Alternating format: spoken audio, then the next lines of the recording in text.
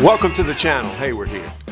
If this is the year that you've decided to get serious about learning flash photography, especially working indoors, this video could be a lot of help to you.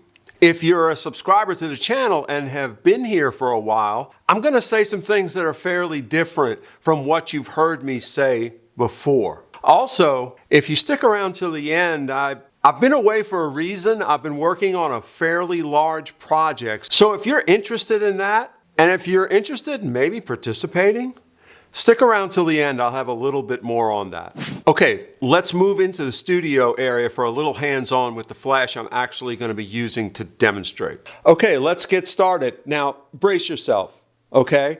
I am going to show you the flash or something like it that I'm proposing you start with for serious indoor flash photography. Let me wheel it in. All right, if you fainted, I'll wait. But otherwise, I'm going to get started here showing you and talking about why I'm saying this. Okay, so to state the obvious, I'm recommending a big flash, 600 watt seconds.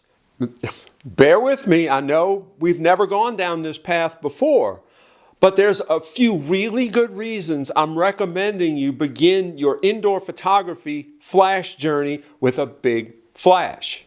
First reason, if this is your first flash, by having this much power, you have a lot of versatility.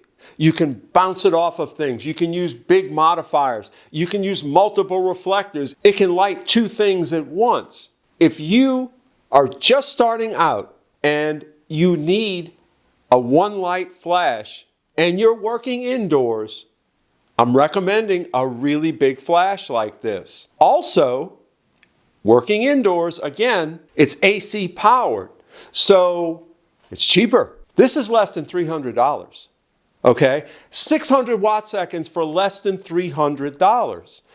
You can't touch anything like that. Even the AD200, which I recommend for battery work, is actually going to cost more than this unit.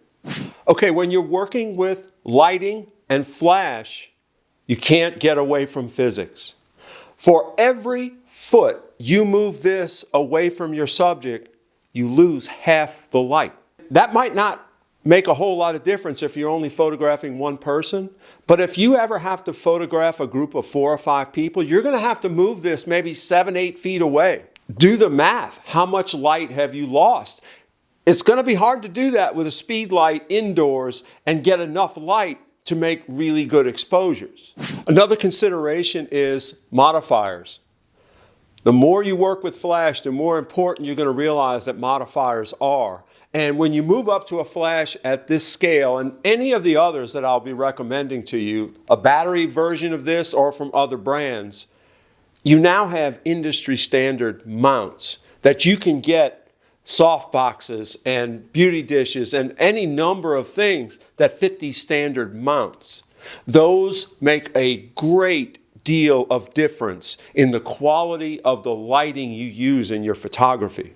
You're probably counting all the money at this point, right? Yeah, the flash unit's not all that expensive, but you got to do all this other stuff. And you're right. To really take indoor flash seriously, it is an investment. The other thing you have to think about is mounting this thing. And as you could tell, I've got this on a very good stand with wheels on it. Now, I have a studio. You may not. But, you know, the heavier the unit, you will have to have a heavier stand for a flash like this. This has probably been a shock to your system with a unit like this, thinking about this. But think about it. Think about what kind of photography you're going to be doing indoors. Think about the headaches you won't have if you never have to worry about how much light you have. In the comments, I'll put a few different options for types of units in this class all over the price spectrum. Have a look, see what you think. Think about this.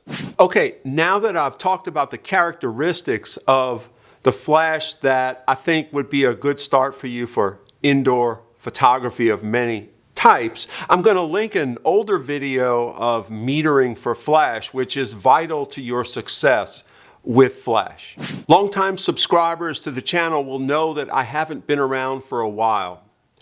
There's a reason. I've been working on a different project. One thing about doing YouTube videos, I really enjoy teaching and sharing what I know.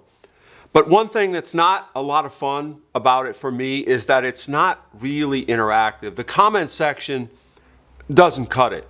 And it's just little bits of talk here and there. So I've been working on a fairly large project that is maybe, I don't know, it's hard to put into terms, maybe it's a community. It's not done yet, but what I'm going to do to subscribers to the email list for the channel is I'm going to send out an early preview of it for feedback. And I really do want to hear what you think about what I want to do with this and get some ideas from you about where it could go.